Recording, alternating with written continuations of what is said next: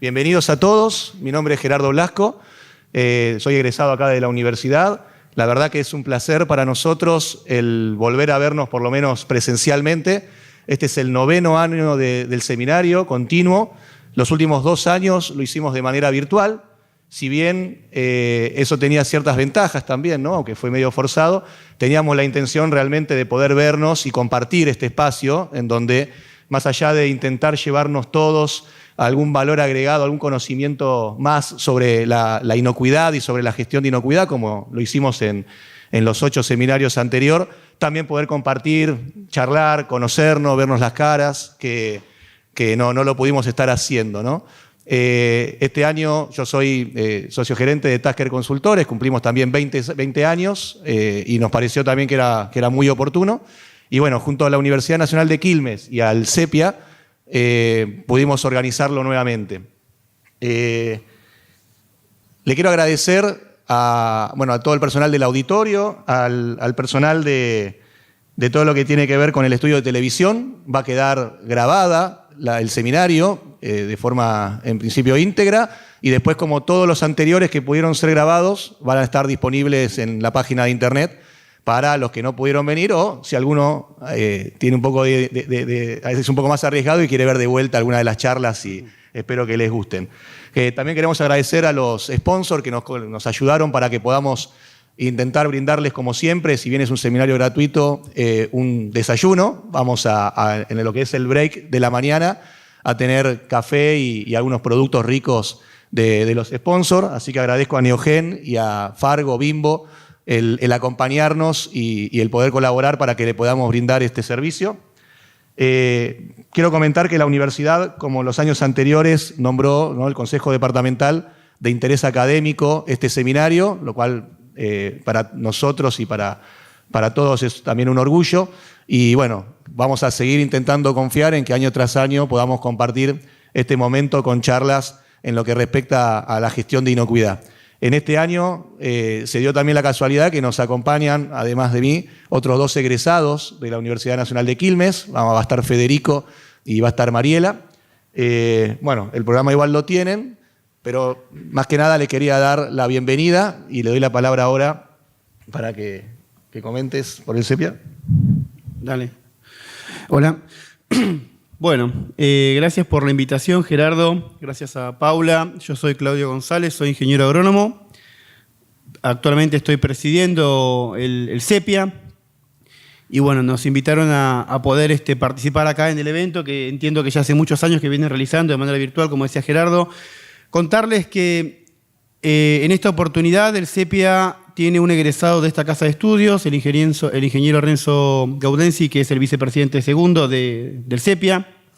Así que contarles que el consejo profesional, que hoy me toca presidir a mí, hace más de 30 años que matricula a los ingenieros y a los profesionales de los alimentos, y hace más de 10 ya que tiene la Comisión de Alimentos, una comisión que ha crecido muchísimo en los últimos años con estudiantes y con egresados que han participado, que han primeramente, obviamente, accedido al derecho del ejercicio profesional con la matrícula y después sumándose a la comisión.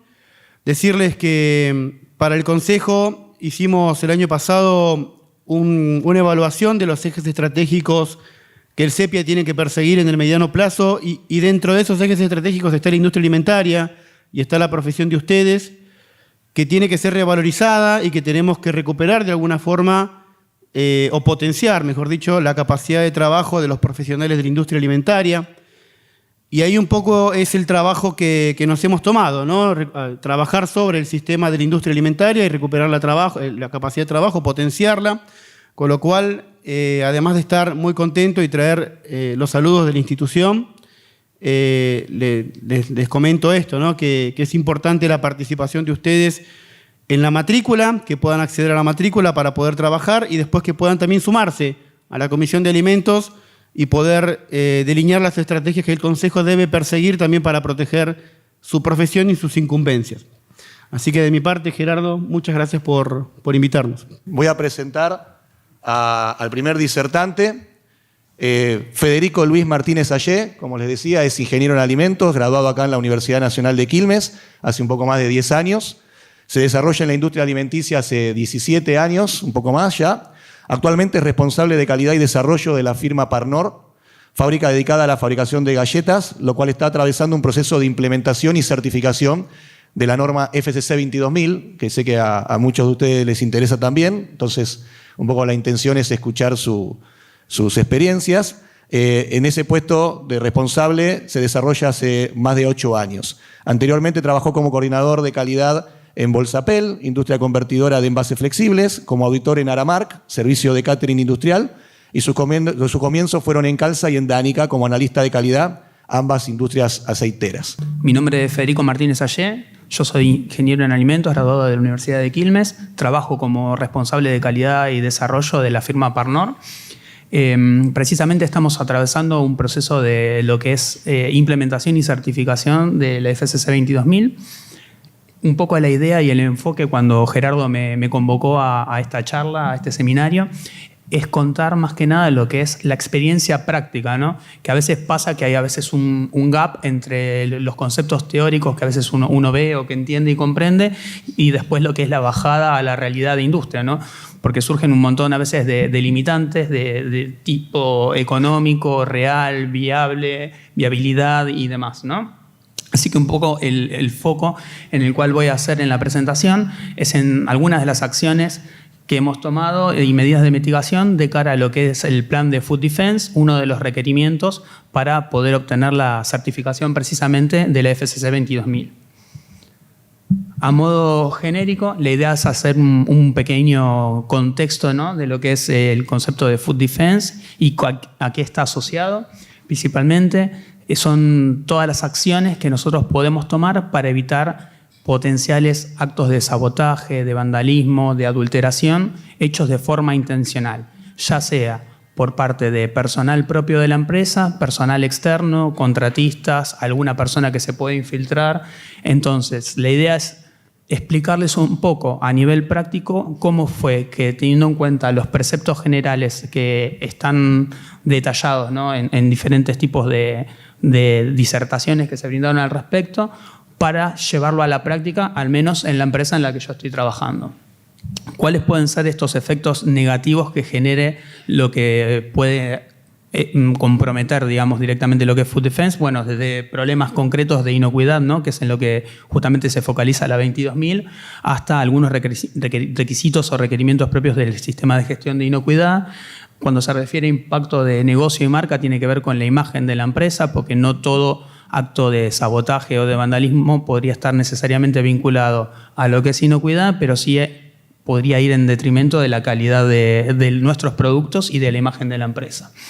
Un poco acá lo que traté fue de hacer foco en dos aspectos generales que por requerimiento de norma aplicarían de forma directa a lo que es Food Defense. Como pueden ver, son bastante generalistas, ¿no? Entonces, lo que es importante es, a partir de estos preceptos generales que están detallados, por un lado, en lo que es la 22002 parte 1, vinculado al inciso 18, poder encontrar un sistema y una metodología de trabajo que permita, como es el foco de la norma, hacer un análisis definiendo una escala, digamos, básicamente un análisis de riesgo, ¿no? Y en base a ese análisis de riesgo, que tiene que ser objetivo, documentado y meticuloso, poder establecer cuáles van a ser las acciones que nosotros vamos a tomar de cara a precisamente evitar estos potenciales actos de vandalismo, sabotaje, terrorismo y demás.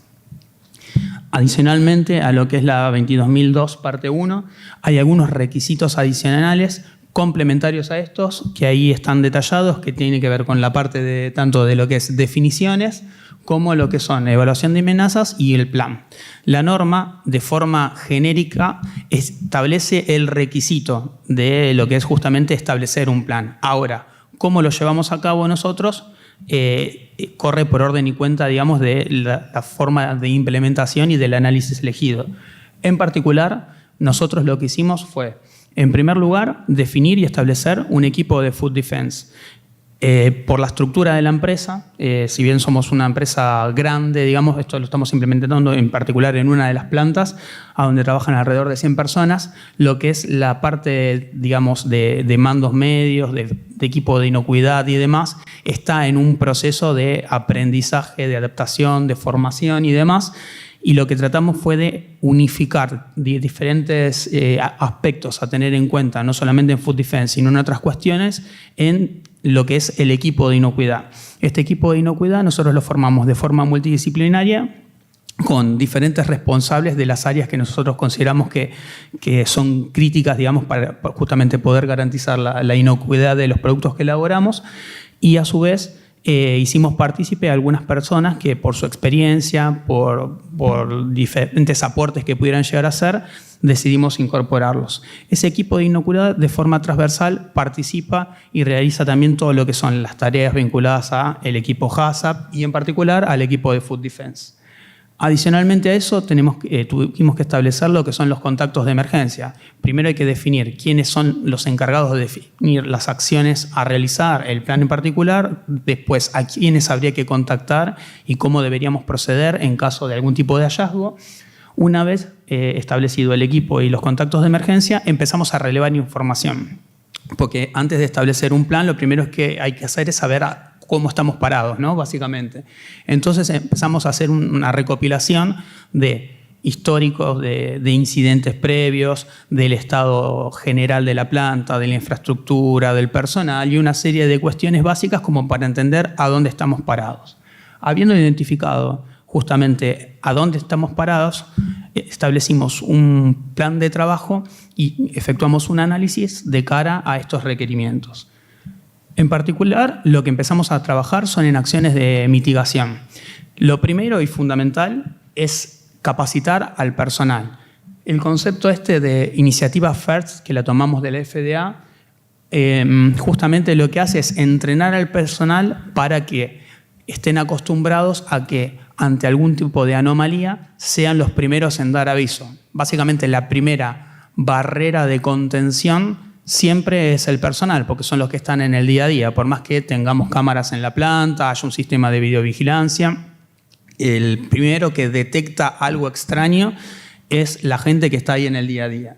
Entonces, estos conceptos de FIRST, que vienen precisamente de las siglas en inglés, tienen que ver con esto de hacer un seguimiento del plan, inspeccionar las áreas de trabajo, reconocer cosas atípicas, eso es en lo que hacemos mucho foco, justamente asegurar y estar seguro de que los productos van a ser desarrollados conforme a los procedimientos, y por otro lado esto que les comentaba, de contar ante algún tipo de desvío.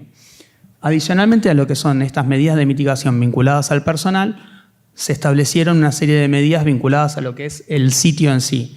Y esto tiene que ver con medidas de seguridad tanto para la parte exterior, es decir, para la parte perimetral, como para la parte interior de la planta, sumado a medidas de seguridad adicionales del personal y también aprender y practicar qué hacer en caso de un incidente, que eso es otro punto fundamental. Realizar simulacros para comprobar después que mi sistema es eficiente y en caso de que no lo sea, poder detectarlo justamente en estas pruebas para iniciar, digamos, una acción de mejora, un plan correctivo y demás.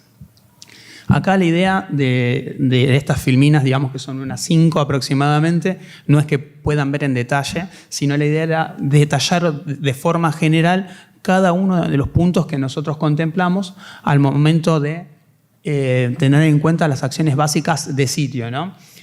Un poco de forma genérica, lo importante es la primera columna en la cual se establece, por ejemplo, las áreas a contemplar. A nivel perímetro, por ejemplo, lo primero que tenemos que ver, ¿no? Porque si estamos tratando de que alguien de forma activa o de forma intencional no pueda generar algún tipo de contaminación o algún tipo de alteración de nuestros productos o procesos, algo básico es saber si la parte externa está delimitada en primer lugar.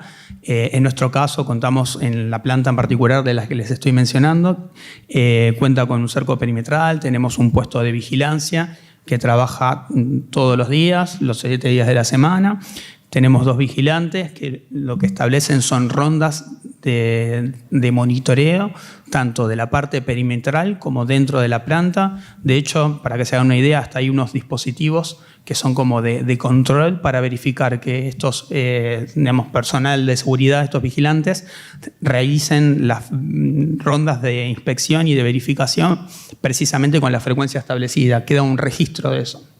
Adicionalmente, no solamente tenemos un puesto de vigilancia, sino que todo personal externo que ingresa, ya sea de planta, de Parnor o externo, es detenido, frenado en la puerta, no es de libre acceso.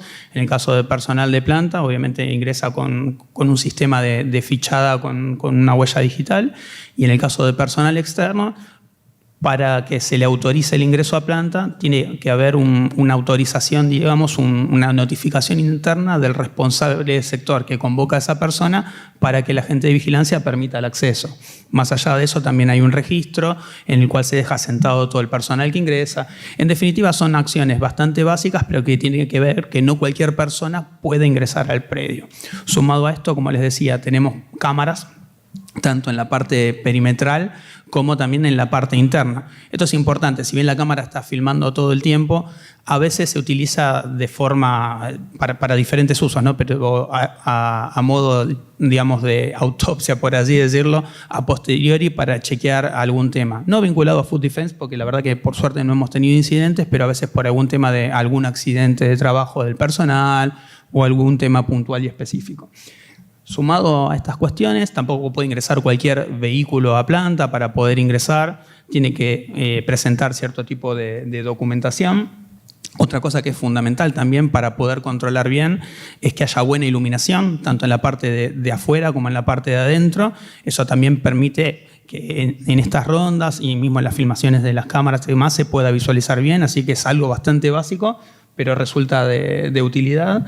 El tema también de que el personal esté entrenado, ¿no? Que la gente de vigilancia sepa el rol que cumple, y también tomamos el tiempo para capacitarlos y explicarles que más allá de su rol, de frenar a la gente en la puerta, tiene un sentido vinculado a lo que es la inocuidad, ¿no? Porque ese es el foco y el corazón de la norma. Más allá de eso, nosotros adicionalmente hicimos un relevamiento general de todo lo que es el sitio, vinculado a lo que son accesos a lugares que puedan llegar a tener desde productos químicos de limpieza, reactivos de laboratorio, cualquier cosa que se pudiera sacar y colocar de forma adrede o intencional. En esos casos establecimos diferentes tipos de controles, desde en algunos casos colocación de candados. Vamos a ver algunos ejemplos con algunas fotitos, hasta, por ejemplo, en la parte de laboratorio tenemos un control, de acceso electrónico con un código, entonces no cualquiera puede ingresar a la zona de laboratorio en la cual hay reactivos. En particular, en referencia a los reactivos de laboratorio, por ejemplo, nosotros hacemos inventarios mensuales, que no están vinculados necesariamente a Food Defense y que los teníamos previamente por un tema de cedronar y algunas otras cuestiones adicionales, pero que también sirven justamente para establecer un control y saber que no se consumió más de lo que estaba proyectado en función de la realización de análisis, ¿no? Que se hacen en planta. Adicional a eso, a todas estas cuestiones que estamos hablando, la parte de sistemas es muy importante en cuanto a lo que es, por ejemplo, el uso de contraseñas, tanto de lo que son equipos administrativos que tengan información sensible, vamos a decir, como de los mismos equipos. O sea, en la planta tenemos muchas líneas automatizadas, básicamente todas cuentan con su respectivo PLC controlador, y tenemos diferentes tipos de niveles, ¿no? de permiso para acceder, desde lo que son los programas, supongamos la amasadora, que es automática, tiene cargado la receta. Si alguien quisiera cometer un acto de vandalismo o alterarla o modificar la receta de forma adrede, no puede hacerlo. ¿Por qué? Porque hay contraseñas con diferentes niveles de permiso, de acceso. Hay una contraseña, por ejemplo, máxima, que a nivel planta, ¿no? Por ejemplo, tengo yo como desarrollo, que yo solamente puedo modificar la receta, no la puede modificar ni un supervisor ni un operario. Hay una contraseña que es para el supervisor que le permite hacer unas modificaciones puntuales en función de alguna necesidad específica que pudiera requerir. Después hay una contraseña que es para el operador, que es algo básico. Y después hay una contraseña superior que tiene el fabricante del equipo, por ejemplo, que solamente ingresa para hacer modificaciones puntuales y específicas.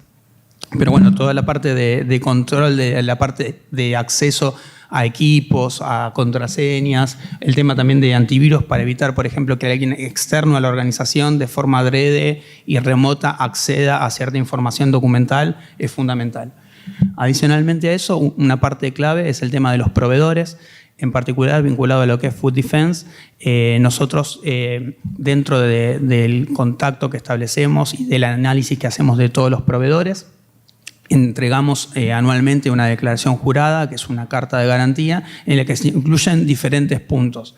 Uno de los cuales está vinculado a consultarles si cuentan o no con alguna estrategia, algún plan de Food Defense. Algunos lo tienen implementado, de hecho algunos tienen algún tipo de certificación, como por ejemplo la 22.000 que estamos hablando ahora, que es un requerimiento, con lo cual implícitamente lo tiene.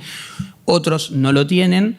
Y en ese caso, bueno, se pondera dentro de lo que es la evaluación de proveedores. En nuestro caso no es un requisito excluyente, pero sí es un punto más que suma a favor al momento de hacer la evaluación de los mismos.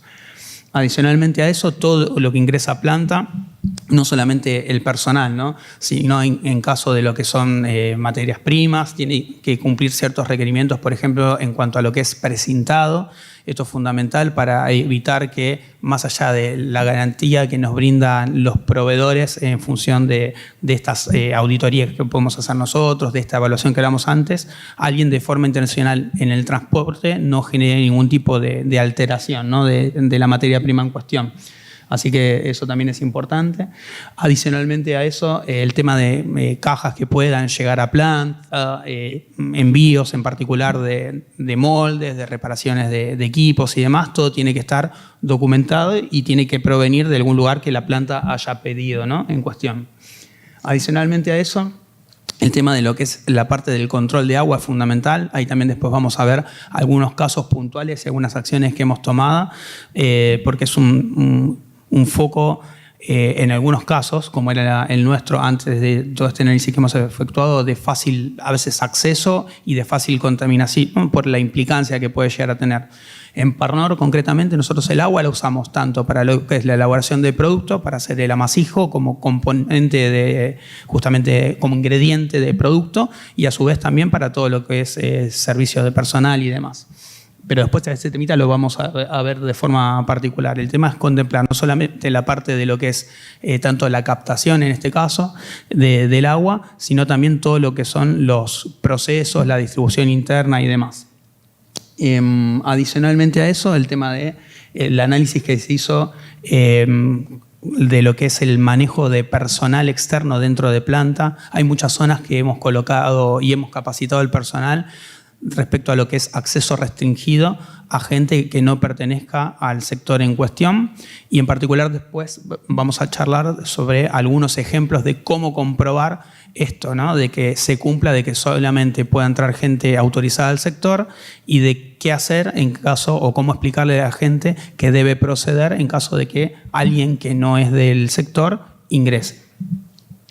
Después pusimos algunas cuestiones generalistas vinculadas a lo que son algunos controles adicionales a considerar, pero bueno, la idea es mostrar algunos casos y algunas fotos puntuales y específicas. Ahí puse una foto aérea de la planta.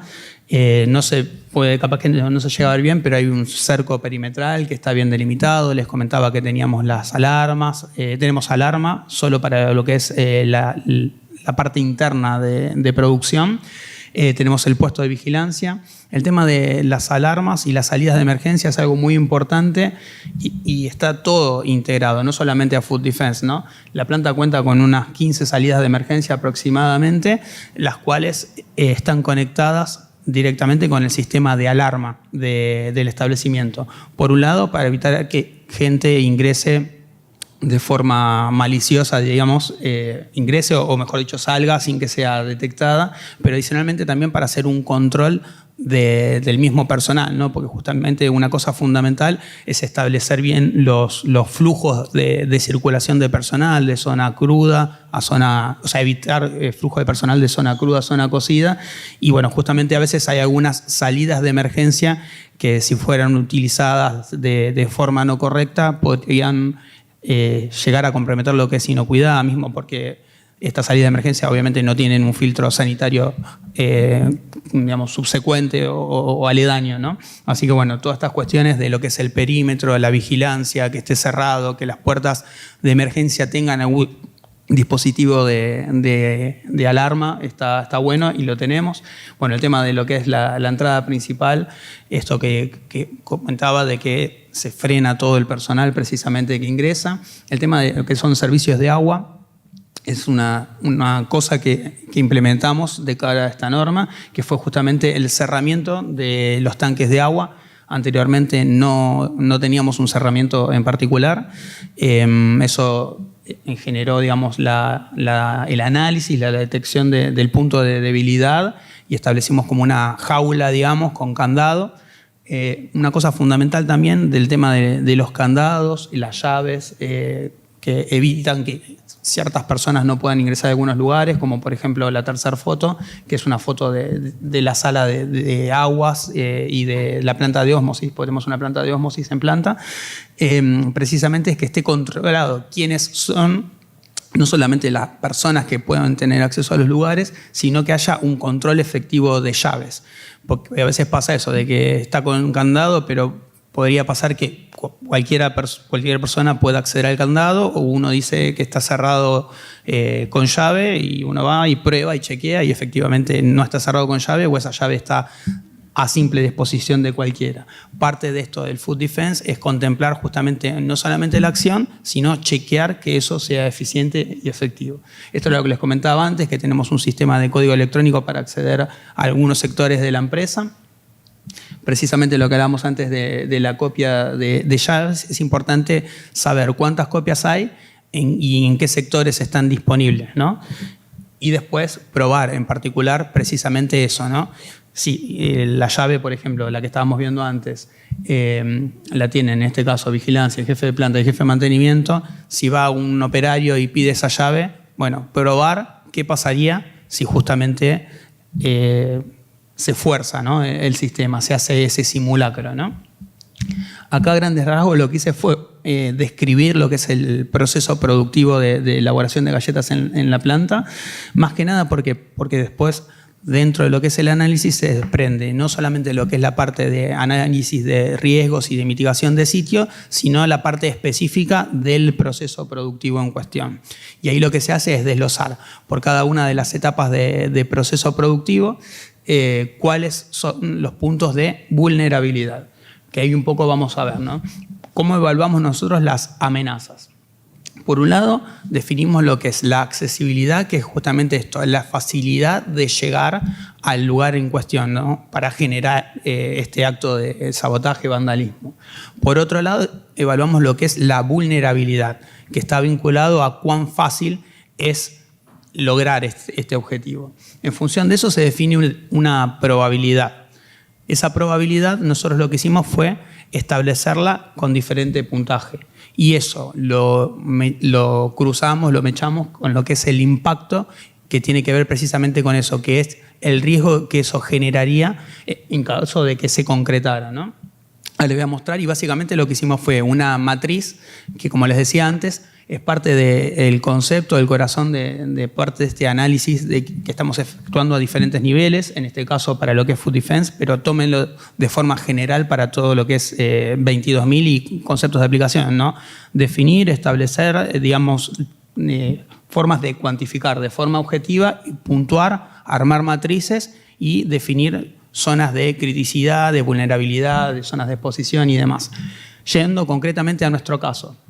Nosotros armamos matrices, en este caso de 4x4, para lo que es accesibilidad, que tiene que ver si el punto, el proceso, la zona en cuestión es fácilmente accesible o no de cara estas acciones, controles internos que tenemos y demás, estableciendo que 4 es fácilmente accesible y 1 es directamente no accesible.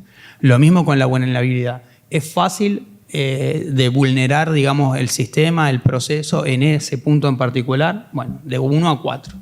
Una vez que tenemos la accesibilidad y la vulnerabilidad, las cruzamos y definimos la probabilidad. La probabilidad la definimos de 1 a 3 en función de si es probable de que ocurra, más o menos, o si es imposible, básicamente, que ocurra. Y por otro lado, eso lo echamos con lo que es el impacto que tendría en caso de que la acción se cometiera. A partir de lo cual definimos si es algo muy grave, o como está definido ahí, gran probabilidad de pérdida de vida de consumidor, impacto económico y demás, que sería lo más crítico. Y por otro lado, algo más bajo, que sería, digamos, un reclamo de calidad. Entonces, echamos lo que es, por un lado, la vulnerabilidad con la accesibilidad para definir la probabilidad. A partir de eso establecimos un número, ese número lo cruzamos con el impacto y a partir de ahí hicimos el análisis para definir si hace falta o no tomar una acción de mitigación. En función de eso establecimos 3 niveles distintos, una que no requiere acción de mitigación, una que requiere justamente efectuar un análisis y se recomienda hacerlo, y otra que es mandatorio efectuar la acción de mitigación en cuestión. Cuando es mandatorio efectuar la acción de mitigación, lo que debemos contemplar es justamente qué controlar, cómo controlarlo, cuándo hacerlo, dónde y quién. Básicamente son 5 preguntas básicas para establecer un plan, una frecuencia de muestreo, ¿no? Acá, por ejemplo, voy a mostrar un caso puntual y concreto de algo que nosotros detectamos y mejoramos. Nuestro proceso de recepción de harina y también de materias primas líquidas a granel, detectamos una oportunidad de mejora. Nosotros anteriormente, todo lo que es en graneles viene directamente en tanque de cisterna, dependiendo de la materia prima en cuestión, y se conecta directamente con una máquina en una boca, ¿no? Básicamente no teníamos ningún tipo de protección adicional vinculada a lo que era el punto de conexión, ¿no? Entonces, lo que definimos nosotros es que era un punto de accesibilidad. Vamos a volver atrás para ver, por ejemplo, nosotros definimos que la parte de accesibilidad sería accesible. Obviamente que solamente sería accesible tanto para la persona que va a entregar el camionero que maneja el transporte como para alguien interno de planta, pero el riesgo existe. Por otro lado, definimos también una vulnerabilidad de 3, que si vamos acá, una vulnerabilidad de 3, dijimos es vulnerable. ¿Por qué? Porque justamente no había ninguna protección, simplemente era conectar y uno podría poner cualquier cosa. Independientemente de que nosotros como empresa tenemos una serie de dispositivos y de tamices y demás, pero el riesgo existe. Y siempre el objetivo es minimizar esa posibilidad de riesgo. Entonces, habiendo visto que existe una posibilidad de accesibilidad, de vulnerabilidad, se definió una probabilidad. ¿Podría ocurrir? Sí. De ahí se obtiene ese valor 2. Porque habíamos dicho que si la accesibilidad más la vulnerabilidad te daba entre 5 y 6, era 2. Una vez definido de que es poca la posibilidad, pero puede ocurrir, se define que hay un riesgo. En función de eso establecemos cuál es el impacto que podría tener en caso de que se introdujera algún tipo de contaminación. Y a partir de ahí definimos la amenaza. En el caso de la amenaza nos dio 6, a partir de lo cual es recomendable tomar algún tipo de acción. Entonces, ¿qué fue lo que hicimos nosotros? Evaluar acciones de mitigación básicas. Por un lado, que empezamos a poner sobre la mesa cuestiones que nos permitirían garantizar o minimizar esta potencial contaminación. En primer lugar, nosotros le compramos solamente a proveedores aprobados de acuerdo a nuestro criterio de evaluación de proveedores, con lo cual, digamos, no te garantiza nada, pero no es que salimos a comprarle a cualquier persona. Adicionalmente, todos los camiones que ingresan pasan por planta. Por la puerta de vigilancia, donde se le pide cierta documentación y demás. Se inspecciona el camión al momento de la recepción. La recepción solamente la realiza personal de patio, digamos, de depósito. Y se realizan alguna serie de controles, ¿no?, adicionales vinculados a esto. Pero dijimos, no es suficiente esto, hace falta tener medidas de mitigación específicas. Entonces, ¿qué empezamos a pedirle a algunos proveedores que no lo tenían? El agregado de precintos numerados. Y ese precinto numerado tiene que estar colocado directamente en el remito, de forma tal que cuando se recepciona, se chequea que el transporte en cuestión no sufrió ningún tipo de alteración o de adulteración durante el transporte. De ahí se desprende el qué controlar, cómo controlarlo. Bueno, hay una persona que se dedica a hacer la parte justamente de controles de recepción y demás. Las frecuencias serán cada entrega, pero bueno, un poco la idea es mostrar con un caso concreto cómo hicimos este análisis. Por otro lado, por ejemplo, una cosa que nosotros podemos hacer internamente es colocar cierto tipo de protecciones en las bocas de descarga, que anteriormente no tenía la planta. Por ejemplo, para los diferentes insumos lo que hicimos fue colocar candados y los colocamos para cada una de las bocas de inspección. Porque en un momento habíamos pensado, por ejemplo, en hacer una jaula común con un candado, pero decíamos, ¿qué pasa si estás descargando, supongamos, lecitina y no jarabe? Bueno, podría pasar que al tener un solo candado, alguien de forma malintencionada aproveche para meter otra cosa. Entonces llegamos a la conclusión, después de discutirlo con el equipo de Food Defense, que es el equipo de inocuidad, que lo mejor era hacerlo de forma individual para cada boca. Mechado con esto, hay candados. ¿Qué se desprende de eso? Inventario de llaves. Lo que hicimos fue definir quién es la persona que se encarga de administrar las llaves de los candados, que es el jefe de sector. Un poco esta es la idea, digamos, no hacer un recuento general de lo que es Food Defense, sino llevarlo con algunos casos prácticos, como les decía. ¿Cómo verificamos justamente que el plan, digamos, de que nosotros estamos proponiendo, ¿no?, de Food Defense funciona?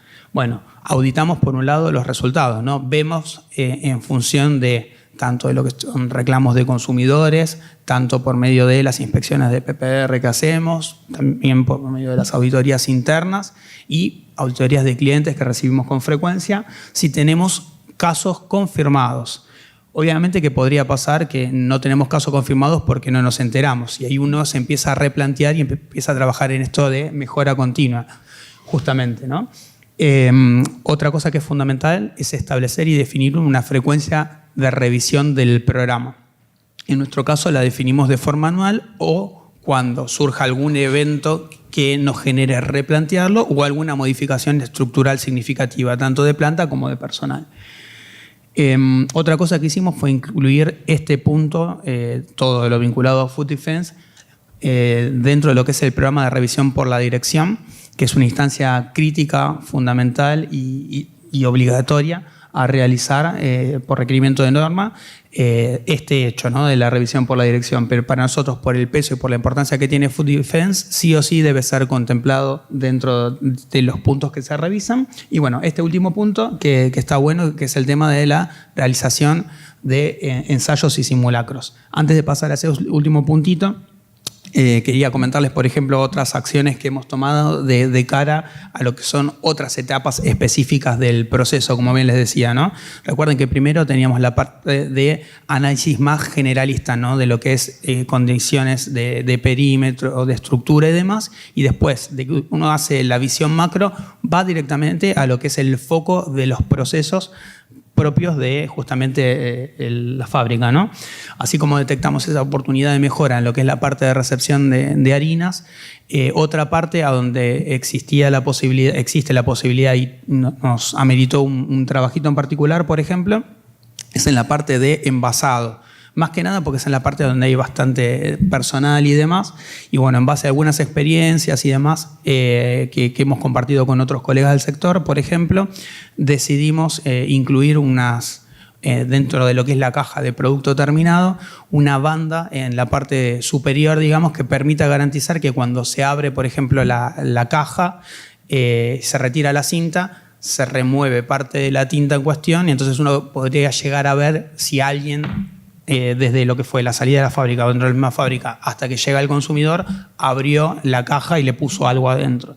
Entonces fuimos tomando una serie de acciones puntuales y específicas vinculadas a cerramientos, acciones de zonas de acceso restringido, código para algunos lugares, hemos pedido refuerzo de cámaras en otros. Pero bueno, este análisis integral es importante y es dinámico. El último punto que vamos a tratar hoy es el tema justamente de lo que son realización de simulacros, ¿no? Entonces, eso es importante para probar y chequear de forma activa y desafiar un poquitito, ¿no?, este plan que nosotros planteamos. Concretamente, por ejemplo, ¿qué fue lo que hicimos? El primer caso es el de ingreso de personal no autorizado a una zona restringida. A propósito, forzamos, digamos, una persona que no es de planta. Concretamente le pedimos colaboración a una persona externa, digamos, un camionero, que intente acceder a la parte de elaboración, ¿no?, que es una zona de acceso restringido donde solamente ciertas personas tienen acceso. Y queríamos probar a ver qué hacía el maquinista, el ayudante, el supervisor, y todo eso lo dejamos registrado, ¿no? Y bueno, un poco era eso, de ver qué hace una persona que sabe que en ese sector solamente tiene que haber 4 y de golpe viene alguien que no está vestido con la ropa de la fábrica, que se acerca de forma sospechosa a algún lugar. ¿Qué podría implicar esto? Que esta persona que está en un lugar que no tiene que estar contamine algo. Entonces le fuimos preguntando y fuimos viendo a ver cómo respondían diferentes personas del área. Así que eso estuvo bueno y por suerte nos dejó un aprendizaje y también vimos, digamos, que el sistema funcionaba porque en todos los casos, digamos, ¿no?, estas personas en particular se empezaron, o sea, detectaron lo extraño, se miraron, avisaron al supervisor, el supervisor se acercó a la persona en cuestión y, bueno, obviamente le dijo que no podía estar ahí y eso quedó asentado, digamos, como justamente parte del simulacro. En definitiva, la gente está capacitada y toman las acciones pertinentes. Por otro lado, otro simulacro que hicimos fue ir a pedir llaves a este inventario de llaves que les comentaba, ¿no?, que no cualquiera puede acceder a cualquier sector. Dijimos, bueno, vamos a pedir nosotros la llave para acceso a la zona de la planta de ósmosis. Y pusimos a un operario a que le vaya a pedir al jefe del sector para ver si se la entregaba. Y eso es fácil de comprobar y en el momento el mismo digamos, responsable de la llave y le preguntó, no, pero ¿para qué la querés? ¿Quién te la pidió? Digamos, y obviamente no le entregó la llave. Cuestión que es una forma sencilla, digamos, al menos de probar el funcionamiento en particular, ¿no? Y bueno, después otra es, durante esas auditorías e inspecciones, verificar si los cerramientos son efectivos y si efectivamente están cerrados. Porque, por ejemplo, nosotros ponemos un cartel cerrado con llave, no acceder, solo acceso de personal restringido, y si uno dice está cerrado con llave, tiene un candado, pero uno va y puede acceder, es una forma muy fácil, digamos, de comprobar. Entonces, lo que definimos es que cada 6 meses vamos a hacer como rondas, buscando ciertos sectores en particular que deberían estar cerrados bajo llave o con candado, para ver si funciona o no funciona, digamos, el sistema. Así que, bueno, eso sería, digamos, un poco la idea o el concepto general que quería transmitirles en cuanto a lo que fue la experiencia nuestra de algunos casos puntuales de la implementación de Food Defense en planta. Por mi parte, digamos, esa es digamos, la idea general que quería transmitirles. No sé si tienen alguna consulta, no sé cómo lo vas a manejar en ese caso, Gerardo. Bueno, muchas gracias, Fede. La verdad que los que nos vienen siguiendo, por lo menos, saben que hace unos cuantos años solamente hablamos de Food Defense, apenas surgió todo esto, pero la intención de invitar a Federico, y ya hace unos cuantos años, y así como va a hablar Sofía también a la tarde, etcétera, es que las empresas de por sí que implementan esto le bajen la realidad y con los problemas que se encuentran, cómo los resuelven y que vean algo en concreto, ¿no? Así que la verdad que estuvo muy buena, te agradezco. Como les comentaron, y les agradecemos a los chicos de la inscripción el haber colaborado, les explicaron que las consultas las podían hacer mientras, así las van anotando en el momento que les surgen por medio del QR que escanearon. Sí, Eduardo las debe tener, así que Eduardo te hace las preguntas y si podés las contestamos y después seguimos. Bueno, la primera pregunta es, ¿cuánto tiempo les llevó el proceso de implementación? Mira, no sé si se refieren a la implementación de Food Defense. Mira, nosotros nos encaramos de forma integral junto con todo lo que fue la implementación en sí. Bueno, igual se escucha. La implementación en sí del programa, digamos, de FCC 22000. Veníamos haciendo unas cosas de forma intuitiva, si se quiere, ¿no? Porque unas cosas ya las teníamos de forma preexistente a planta, pero todo lo que fue el proceso, digamos, de de implementación formal, ¿no? y demás, lo iniciamos, digamos, prácticamente en febrero de este año. Y bueno, ya justamente pasamos la primera fase de certificación y ahora en breve tenemos la segunda. No voy a decir que desde febrero hasta ahora, octubre, que pasaron 8 meses, fueron para la implementación de Food Defense, ¿sí? ¿No? De forma macro. Y Food Defense es una arista, digamos, que atraviesa diferentes tópicos y otros programas vinculados, ¿no? Entonces, a veces una cosa que se hace con un fin sirve y aplica para otras. Entonces, la respuesta mía sería que de forma integral el proceso de implementación nos terminó llevando 8 meses, pero de forma general, no solamente para esto. Y una pregunta más, si hubo alguna respuesta negativa por parte de los empleados a lo que fue Food Defense. No, la verdad que en ese sentido, por suerte, hay como una cultura, digamos, en la empresa de pertenencia, digamos, en cierta forma. Y hay buena respuesta. Tenemos personal que tiene muchos años de antigüedad, pero que está bastante identificado, digamos, con algunas formas de trabajo y lo hacen a conciencia, ¿no? Por así decirlo. Todas estas cuestiones que fuimos implementando no van en detrimento, digamos, de alguna acción específica que hayamos detectado de forma previa, sino que es más que nada para anticiparnos. Y la verdad es que como muchas de estas cuestiones, nunca tuvimos el incidente de que alguien meta adrede algo, entonces quizás no es que el personal lo toma de forma negativa el hecho de que se incluya un candado, digamos, porque nunca nadie lo intentó hacer, entonces no es que dispara eso. Quizás en algunas cosas genera algún temita un poquito más de, por así decirlo, de molestia menor, que es cuando tienen que descargar, tienen que ir y pedirle la llave al encargado, que puede pasar que el encargado no esté en su oficina y esté en otro lugar, entonces antes conectaban directamente y ahora tienen que tomarse 5 minutos, digamos, de tiempo adicional para buscar a la persona que es la que tiene la llave, pero digamos, son cosas que la misma gente entiende y tratamos de explicarles que tiene un sentido de mejora concreta, ¿no? Entonces, por suerte no hemos detectado en ese sentido, digamos, disconformidad, disgusto, malestar, así que por suerte no fue el caso.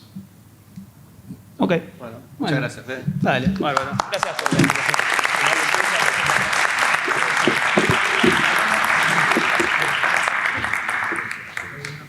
Tal vez me toca el tema más pesado, ¿no? Pero bueno, era importante y creo que algunos de ustedes vienen a buscar justamente esta información.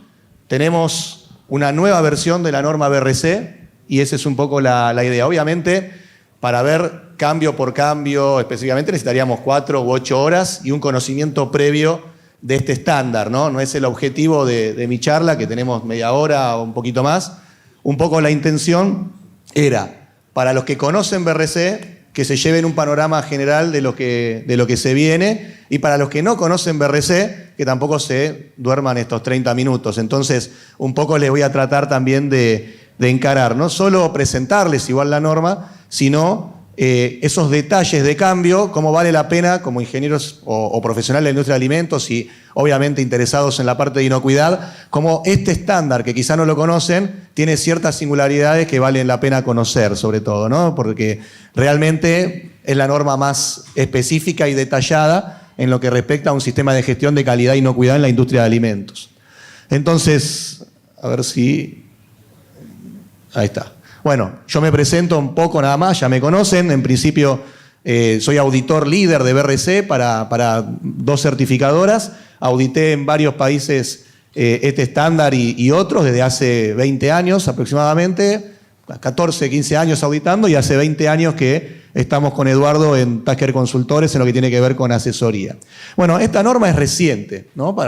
Algunos ya están como preocupados porque trabajan con la norma, pero para los que no sepan que se publicó en agosto, o sea, hace poquito tiempo, en agosto de este año. Se desarrolló tras una amplia consulta de determinados actores que hay, tanto de empresas, de certificadoras, de la misma BRC, como para tratar de ver de que esa actualización tenga sentido. La verdad que son 9, ahora les voy a mostrar, desde el 98 hasta ahora tenemos 9 ediciones de la norma BRC. Es una norma que cada 3, 4 años tiene una actualización y por lo general son actualizaciones en serio, ¿no? No es que solamente hace un cambio de forma y nada más.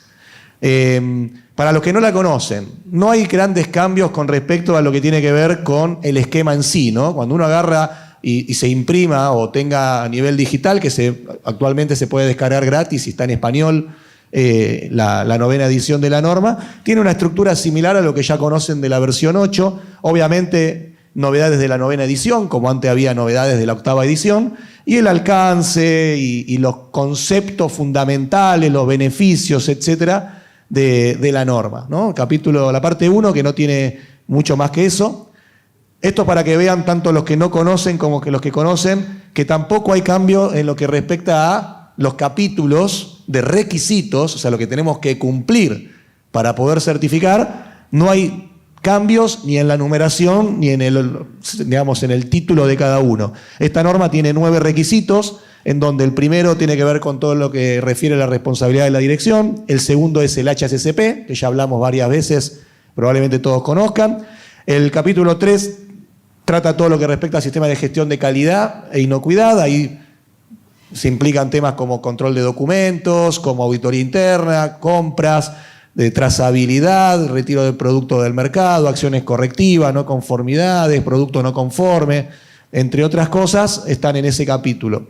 En el capítulo 4, todo lo que está referido a la planta, prácticamente, a establecimiento, vamos a tener mantenimiento, limpieza, plagas, food defense, que hablaba recién Federico, despacho, almacenamiento, todo lo que tiene que ver sobre todo con aspectos de planta.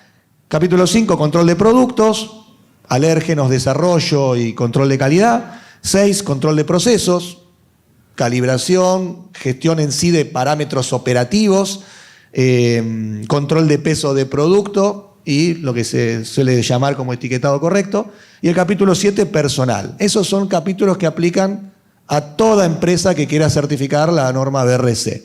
Después hay particularidades que algo les comentaré. El capítulo 8 en principio solo aplica a empresas que tienen productos de alto riesgo, alto cuidado y alto cuidado ambiente. No voy a detallar, después me hacen las preguntas que quieran cuando termine o durante todo el día, yo voy a estar todo el día. Por ejemplo, la industria que recién comentaba Federico, eso no le aplicaría, y si hay alguna industria que le aplica, tendría que tratar el capítulo 8. Por eso digo que no todas las industrias necesariamente aplican ese requisito. Y el 9, hay ciertos cambios, pero de aclaración, en principio no cambia, es como optativo para empresas que venden productos en el mismo predio, pero que no elaboran. Tendrían que incluir ese requisito o optativamente podrían decidir no hacerlo y comunicarle a la certificadora, en ese caso, que no aplica. Prácticamente eso conlleva que no pueden usar el logo BRC en nada, no es otro problema, pero sí se avanzó un poco en ese punto. No va a ser en el que no me voy a quedar mucho tiempo, pero para el que le aplique sepa que hay novedades para leer un poco de interpretación. Bueno, y después el esquema termina con una parte 3, en donde está todo lo que respecta a auditoría, al proceso en sí. Probablemente algunos que tengan BRC ni lo leyeron nunca, o lo leyeron alguna vez. Esto, por ejemplo, va a ser un poquito más tratado, o le podríamos preguntar a la tarde a Mariela con un poco más de detalle. Más que nada tiene que ver con el proceso en sí, por lo cual una certificadora esto lo contempla íntegramente. A ustedes lo que les puede servir es, por ejemplo, cuánto tiempo puede tardar desde que el auditor toca la puerta y tiene que estar en planta en una auditoría no anunciada, por ejemplo, ¿no? Que ya lo hablamos seminarios atrás. Pero bueno, en principio hay actualizaciones, teniendo en cuenta aspectos de tecnología, ya lo vamos a ver después, pero bueno, hay algunos cambios, pero nada de un impacto importante. Y el capítulo 4 ya hablaba específicamente, esto sí, a los organismos de certificación y acreditación y a los que manejan la norma, ¿no? Prácticamente no tiene implicancia directa a una empresa que quiere trabajar con la BRC. Obviamente siempre es bueno que lo lean, pero bueno. Y siguen, para los que la conocen, siguen estando prácticamente los mismos apéndices, los mismos anexos, como lo quieran llamar, la norma lo llama apéndices, en donde hay una aclaración de zona de alto riesgo, alto cuidado y cuidado ambiente para el que le interesa, procesos equivalentes para lograr, digamos, de alguna forma un tratamiento térmico. Fíjense el grado de detalle que tiene esta norma, es superior a cualquier otra. Calificación de los auditores, categorías de productos, que no hay cambios en sí de relevancia. Pero bueno, hay una explicación de acción correctiva, preventiva, análisis de causa raíz, o sea, un ejemplo, con alguna aclaración. Ahora le voy a explicar lo de declaración de posición, que muchos se lo olvidan, y no mucho más. No hay cambios tampoco relevantes en eso. Entonces, para repasar, para los que no la conocen, la norma fue desarrollada en el 98. Desde el 98 hasta ahora tenemos 9 versiones, y la versión esta, la 9ª, todas las empresas que tengan una auditoría a partir del 1 de febrero del 2023, obligatoriamente ya certifican con el nuevo esquema. O sea, la que tiene ya el due date para principios de marzo, ya empieza a certificar con este nuevo esquema. O sea, es así, ¿no? La regla del juego, y lo fue siempre, tiene un poquito menos de tiempo para acomodarse que una que certifica en octubre, que va a tener un poco más de tiempo para poder preparar los cambios, ¿no? No se puede emitir ningún certificado después del 1 de febrero. Obviamente, igual cualquier cosa va a estar Mariela para que se saquen o nos saquemos cualquier duda, pero a partir del 1 de febrero es todo con la nueva norma. Bueno, y la norma proporciona un sistema de trabajo para elaborar alimentos seguros, ¿no? Cuando BRC habla de seguros, no es la definición que en Argentina, por lo menos en español, mejor dicho, identificamos. Habla de inocuidad, no de seguridad alimentaria, sino de lo que conocemos como inocuidad, pero la traducción en BRC es seguridad alimentaria, ¿no? Que para lo que es la Organización Mundial de la Salud significa otra definición, pero bueno, hay que tomarlo así. Cuando vemos en BRC seguridad alimentaria, es inocuidad, ¿no? Bueno, ¿cuáles son un resumen de las novedades, así de forma general, que tiene el esquema? Primero, como le dije, se hizo una amplia consulta a las partes interesadas para tratar de hacerle todas las mejoras necesarias a la norma, al esquema. Uno de los principales cambios es más detalle y más trabajo para fomentar y comprender este aspecto que en el seminario anterior vimos un poco de una parte de teoría que tiene que ver con cultura de inocuidad. Recuerden, seguridad, yo mantengo la terminología de BRC, ¿no? Pero cultura de inocuidad y calidad, de lo cual va a hablar Sofía a la tarde, también tratando de darles aspectos específicos de industria, como hizo Fede, que me parece que es una cosa muy valiosa para todos. Luego también tiene que ver con actualizar un poco lo que tiene que ver con el HACCP a la nueva versión del Codex Alimentarius, ¿no? Por las dudas, solamente resumo. Todas las normas de inocuidad se basan en el HACCP del Codex Alimentarius, en los 12 pasos del HACCP. El Codex tuvo una versión a fines del 2020, una versión nueva, con ciertos cambios, y bueno, BRC comenta que obviamente hay cierto tipo de actualización tratando de alinear algún aspecto a lo que es el Codex, la nueva versión del Codex Alimentarius del HACCP. Se trabaja más en ampliación de esto de las posibilidades de auditoría, ¿no? Un poco consecuencia de la pandemia, se tuvo que desarrollar mucho la forma de auditoría a distancia y cómo eso se toma como parte de una auditoría. Todo eso que se fue generando en documentos a la fuerza para poder estar al día de lo que nos iba, no sé, de alguna forma llevando la pandemia, bueno, ahora está formalizado dentro del esquema en la versión 9, ¿no? Obviamente se aprovecha el nuevo esquema y todos aspectos que se fueron generando se incorporan. Se trata de actualizar, hay muchas aclaraciones que obviamente deben haber salido por las consultas o porque se identifica que fueron necesarias, acomodamiento de algunos que otros requisitos que me parece que fueron acertados, ahora les comentaré algunos, y se trata de hacer foco en las bases principales de un sistema de gestión de la inocuidad: auditoría interna, análisis de causa raíz y no conformidades, acciones preventivas, gestión de incidentes. Ahí se hizo un poco de actualización y se trabaja mucho con algunos aspectos mucho más detallados en lo que tiene que ver con industria primaria, sobre todo de animales y piensos, digamos, que hay requisitos adicionales o requisitos específicos que se agregaron o se modificaron un poco al respecto. Es uno de los temas tal vez más relevantes. Un cambio menor, pero que por lo menos vale la pena comentar, es que justamente a medida de tratar de adecuarse al léxico general y de otras normas, se modifican lo que en la norma anterior hablaba de integridad, que hasta estaba en la política, ¿no?, a la palabra autenticidad ahora, que esto tiene que ver con fraude, de hacer productos genuinos. Bueno, se cambia en toda la norma donde hablaba de integridad, ahora va a hablar de autenticidad.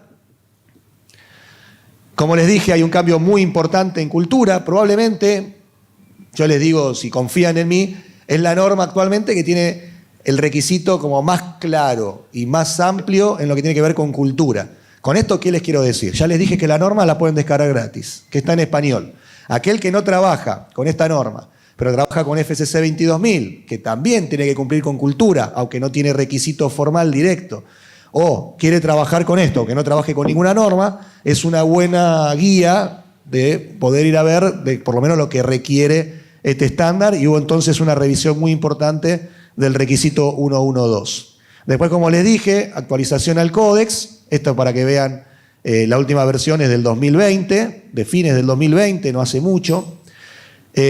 Hubo cambios importantes, no sé si acá a alguien este requisito le aplica, por lo general no, pero para el que le aplique sí hay cambios, y creo que acertados, con mucho más detalle para lo que es un proceso subcontratado. ¿Qué es un proceso subcontratado? Para el que no lo sabe, es cuando yo una parte de mi proceso productivo lo hago en otro lugar, y principalmente, fue una discusión siempre que antes, ahora queda más claro, antes había cierta interpretación de la definición, y que vuelve a mi planta. ¿Está bien? Entonces, si yo para alguna etapa de mi proceso tengo que mandar a otro lugar, hacen alguna operación, alguna transformación, algo, sea desde un congelado o algo en particular a algo de mi producto, y vuelve y yo lo envaso, por ejemplo, ese proceso es subcontratado.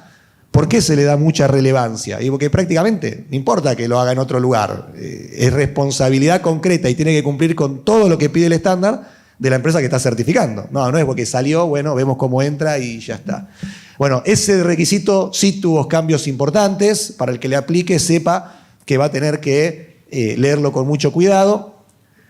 Después le voy a dar, acá le estoy dando lo general, y ahora vamos a ir a algunos temas concretos. Como les dije, no nos alcanza prácticamente todo el día para ver punto y coma de cada cambio, pero hay detalles muy lindos, y ahora lo vamos a ver, o por lo menos llamativos, en lo que respecta al equipamiento que uso en la planta. Hay bastante con respecto a esto. Se revisaron de forma completa los requisitos. Yo esto no es que lo estoy inventando, hay documentos de BRC que indican hasta la justificación de cada uno de los cambios. Pero en el apartado 4.6, que era equipamiento, hay unos cambios importantes. Y como les dije, si bien había ya una posición de declaración, que ahora les voy a comentar qué es, ya se incorporó a la norma lo que tiene que ver con contenido de producción primaria animal, ¿no? Generalmente la BRC es una norma muy utilizada en frigoríficos, por lo cual esto es de cierta relevancia en lo que es nuestra industria, ¿no? Y con respecto a auditorías, ya les comenté un poco, se detalla con mucho más y se incorpora todos los lineamientos que se habían generado, y se tienen más opciones de auditoría. Es así como, por lo menos, cuando lean la norma, lo comunican, ¿no? Yo puedo tener auditoría anunciada. Ahora sí, para que no se olviden y recuerden todos por las dudas, cada 3 años máximo yo tengo que recibir una auditoría no anunciada en BRC. Es más, tal vez Mariela después habla algo, pero les diría que todos los que estén certificados BRC, probablemente el año que viene, o sea, en el 2023, van a tener auditoría con cambio de norma y no anunciada. Es lindo desafío para todos los que tienen BRC, porque hay lineamientos de hasta cuándo tienen que tener sí o sí una auditoría no anunciada. Entonces, salvo que estén comenzando ahora, probablemente les toque, pero seguramente lo veremos en más detalle a la tarde. Puede haber auditoría anunciada combinada. Pueden elegir no anunciada, también si quieren, por eso están como separadas, ¿no? Y existe la posibilidad de auditoría también con una parte remota.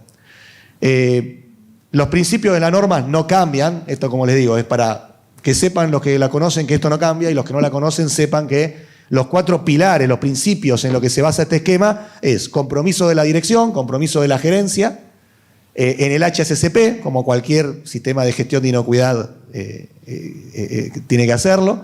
En la parte de gestión, o sea, no puedo mantener, ni trabajar, ni asegurar todo esto bien si no trato adecuadamente acciones correctivas, si no tengo auditorías internas con cierto tipo de tener en cuenta los requisitos, etcétera. Todo lo que les dije estaba prácticamente en el capítulo 3.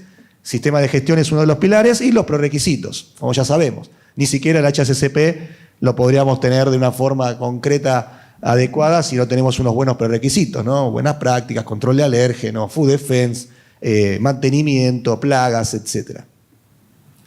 Declaraciones de posición. Acá quiero que perdamos un minuto porque por lo menos cuando audito sobre todo me doy cuenta que falta cierta información al respecto. La norma BRC, en realidad todas las normas que están reconocidas por GFCI, la FCC 22000 también, la IFS también, dentro de lo que sería la vida de una de las ediciones, o sea, entre la 8 y la 9, van sacando lo que se llaman posiciones de declaración, digamos, ¿no? En donde la norma puede hacer o una aclaración a un requisito o hasta un cambio en un requisito. Y eso pasa a ser, por eso se lo quise poner, o sea, acá lo tienen, ¿no? Durante la vida útil es posible que se solicite al Comité de Asesoría Técnica que revise la redacción de una cláusula. Y puede haber un cambio, y lo hay. O sea, no le estoy diciendo algo que puede ocurrir en potencial. Esto pasa. Y en todos los estándares. Después les voy a comentar más. Esto se llama una declaración de posición. Esto está disponible de forma, digo, gratuita, porque hay documentación que si uno quiere acceder en BRC, tiene que tener el Participate, tiene que pagar. Pero esto obviamente se puede bajar. Y estas declaraciones son vinculantes en relación con el desarrollo de la auditoría y el proceso de certificación. Y son una extensión de la norma. Entonces, si en esa cláusula de intención, en esa declaración de posición, yo tengo algo que modifica un requisito, cuando viene el auditor, me va a auditar con esa declaración de posición. ¿Se entiende? Entonces, ustedes podrían tener, yo lo digo así porque me parece la forma más gráfica, pueden tener 2 no conformidades. Sin conocer esto, que en BRC importa, porque cada no conformidad me baja la nota. Entonces, porque yo puedo tener una no conformidad por no haber atendido el cambio, pero también podría tener una no conformidad por no conocer la declaración de posición, porque hay un requisito que dice que yo tengo que estar al tanto de esto en la norma. Entonces tiene todo el derecho el auditor a ponerme otra no conformidad por no estar al tanto de estos cambios. Resumiendo, todo aquello que tengan o encaren una BRC, tengan una metodología para, en una frecuencia relativamente lógica, ingresar o enterarse de cualquiera de estos cambios. Porque les vuelvo a decir, y esto es lo que no sé si todos toman conciencia, esto pasa a ser parte de la norma. Si hay un cambio en el requisito, se audita con eso. Entonces, por eso quería detenerme un poquito. Sin cambios para los que lo conocen y para los que no sepan que la norma tiene, sin cambio en la metodología. O sea, la norma tiene para cada uno de los 300 y pico de requisitos que tiene esta norma, tiene definido esta categoría de colores, ¿no? Depende en la pantalla que lo miren, digamos verde y naranja, en donde si tienen en verde, ese requisito se asocia a algo que voy a ver en documentación, ¿no? Como decimos, algo que puedo ver en escritorio. Si está en naranja, eso lo debería ver en la planta, ¿no? Recuerden que BRC, en una auditoría de certificación, por ejemplo, mínimo el 50% del tiempo tiene que estar hecho en la planta. Bueno, los requisitos naranja son lo que verían, y hay algunos requisitos en donde se podrían ver o se deben ver tanto documental como en escritorio. Esto sirve un poco a los auditores, dependiendo del tipo de auditoría. También les puede servir a ustedes para auditoría interna. Lo que sí hubo, obviamente no los voy a aburrir con eso, pero lo que sí hubo es un poco de acomodamiento. O sea, había algunos requisitos que estaban en verde, que ahora son verde y naranja, o que estaban en naranja, ahora tienen los dos. No sé si alguno le prestaba atención. Si alguno tiene un checklist o de alguna forma esto incluido en su sistema, sepa que los colores cambiaron. A eso voy. No todos, pero algunos colores cambiaron. Esto que la diapositiva van a estar también disponibles en la página de internet, como están la de los 8 seminarios anterior, por lo cual no es necesario ni que tomen nota, y hay veces que no es algo que pongo para hablar, sino para que les quede al que la vuelve a leer. Lo que me llamó la atención fue, este dato aparece ahora, y por lo menos para comentar el contexto de esta organización, ¿no? Esto está directamente sacado de la norma. La norma afecta a 800.000 millones de dólares en ventas, es lo que de alguna forma ellos pudieron relevar, ¿no? O sea, lo que implica en el mercado internacional de alimentos uno de los esquemas GFCI, ¿no? La BRC, ellos indican que 800.000 millones de ventas. Igual, imagínense, multipliquen X cantidad de frigoríficos, bodegas, industria de... No sé, en Argentina creo que de las fuertes son frigoríficos, bodegas, industria del maní y alguna otra son fuertes en BRC. Bueno, exportan, ¿no? Son todas industrias que exportan y evidentemente tiene un impacto económico muy importante. Otro cambio de estos, o no cambios, para que lo sepan, es la norma tiene unos requisitos al que le da un peso mayor, que se llama fundamentales, en los cuales si yo tendría un incumplimiento relevante, dejémoslo así para esta charla, podría no certificar. O sea, de esos 300 y pico, hay 12 que tienen un peso mayor. Eso no cambió, siguen teniendo los 12 requisitos fundamentales. Y como les comentaba al inicio, hay ciertos requisitos adicionales que no aplican a todos, ¿no? Los del 1 al 7 aplican a todas las industrias. Yo les mostré al inicio los 7 capítulos. La sección 5.8 y 5.9 aplican solo, según corresponda, a los que fabrican, procesan o envasan alimentos para mascotas o piensos, y el 5.9 a los de conversión primaria animal. ¿Está bien? Ciclo 1. En los casos que los productos tengan, o sea, a la hora de, ya les voy a comentar un poquito igual, pero si ustedes tienen una zona de alto riesgo, alto cuidado o alto cuidado ambiente, les aplica el capítulo 8, como les había dicho. ¿Está bien? Esto es interesante. En el apéndice 2, en el anexo 2 de la norma, como les había dicho, hay una explicación de todo esto. Y aparte, para el que pueda acceder, en la guía de interpretación hay todo un árbol de decisión también para esto que son muy interesantes. En la norma también van a tener esa información. Y solamente cuando un establecimiento manipule productos comercializados, es decir, alimentos o materias primas que podrían estar bajo el alcance de la norma, se almacenan pero no se fabrican en el establecimiento, aplicaría este capítulo 9, salvo que ustedes no lo quieran incluir. Por eso, dice acá, puede optar por incluir dentro del alcance, ¿no? Trae consecuencias. No incluirlo, por ejemplo, implica no poder usar el logo. Siempre, obviamente, el logo nunca se puede usar en el envase primario ni secundario, ni nada que conlleve a que alguien no pueda entender o de alguna forma confundir qué es lo que está certificado. Ahora, de por sí, si ustedes les aplicaría el capítulo 9 y no lo deciden, digamos, que sea auditado, no van a poder usar, por ejemplo, el logo. Y bueno, ahora sí, les quería comentar un poco las notas de color capítulo por capítulo, digamos, ¿no? ¿Cuáles son los principales? Creo que este es uno de los más interesantes. Primero, cada requisito del estándar empieza con una declaración de intención. O sea, ¿qué es lo que se espera de todo ese requisito? Dije que el capítulo 1 era la dirección, responsabilidad de la dirección. Antes no estaba, pero fíjense cómo esto uno puede leer el peso que se le pretende dar, ¿no? Y si se le pretende dar peso, obviamente también va a ser seguro más auditado. En la cláusula de intención, que es un fundamental, el capítulo 1, se incorpora ya la palabra cultura también. No se la puse, pero se incorpora. Quiero que sepan que se le da ese peso. En la declaración de intención de la dirección ya habla de su compromiso hacia cultura. Y el requisito 1.1.2, que es particularmente el que trata el tema de cultura, que vamos a tratar desde el punto de vista práctico a la tarde con Sofía, tiene estos cambios. Acá les marqué en principalmente los cambios que vale la pena. Primero, que se debe medir, o sea, tengo que tener medida necesaria para lograr el cambio cultural positivo. No es que antes esto no lo contemplábamos, pero esto es una aclaración nueva que da todavía más fuerza a que hay que medir de alguna manera la cultura que tengo para poder observar cómo voy logrando mejoras en la cultura. Porque, si bien esto ya estaba en la versión anterior de la norma, sinceramente, en mi experiencia todavía la gestión de cultura no se implementa del todo como se espera en este tipo de normas, digamos. Todavía falta que todos aprendamos un poco más y que tengamos reglas más claras de cómo hacerlo. Bueno, BRC ya está agregando esto. Después agregó mucho más en algunos detalles de como mínimo actividades que tengo que tener en cuenta, lo cual, eso es lo bueno de esta norma también. Ya me está hablando por lo menos como mínimo, por lo cual el que no esté trabajando con BRC puede trabajar con esta norma y alguna información adicional le va a dar.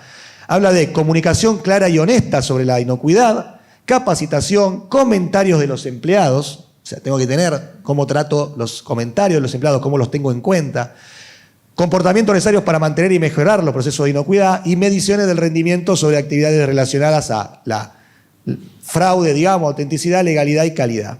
Y el plan debe revisarse y actualizarse al menos de forma anual, también para que no se les escape. Todo, pues, creo que por lo menos de forma anual hay que tenerlo en cuenta, pero son aclaraciones de este capítulo referido a cultura, del requisito 112.